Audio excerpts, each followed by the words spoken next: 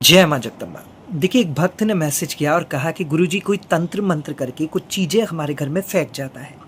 कभी कोई नींबू हो गया, कभी कोई कील हो गई, कभी कोई अदरक का टुकड़ा हो गया या कभी कोई बाल लच्छी के अंदर लिपटे हुए हमारे घर के अंदर फेंक जाता है।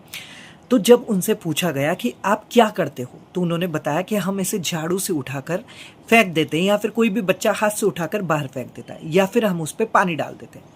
देखिए, यदि आप भी ऐसा करते तो उस एनर्जी को आप अपने घर के अंदर ही फ्लो कर दे रहे हैं और उस एनर्जी का दुष्प्रभाव बिल्कुल खत्म नहीं होता और आपके घर के अंदर यदि वो तंत्र आया है तो अपना असर जरूर दिखा कर जाएगा। तो अब आपको क्या करना है? देखिए, जब भी आपको ऐसा कुछ चीज मिलती है तो आपको ना तो पानी डालना है ना उसे झाड़ू से बाहर फेंकना है। सबसे पहले यदि कोई बड़ी चीज है तो अखबार का एक टुकड़ा लीजिए, उस पे माचिस की सहायता से आग लगा दीजिए और उस टुकड़े को जलते हुए को और उसके ऊपर डाल दीजिए।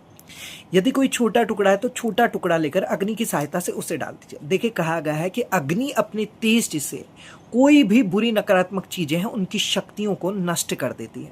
आपने देखा होगा कि जब देवी देवताओं का युद्ध होता था तो कोई मलिन शक्तियां वो उनके ऊपर फेंकते थे तो देवी देवताओं के हाथों से हमेशा अग्नि वाली शक्ति ही बाहर आती थी। वो क्यों आती थी? क्योंकि अग्नि हमेशा नकारात्मक चीजों को खत्म कर देती है।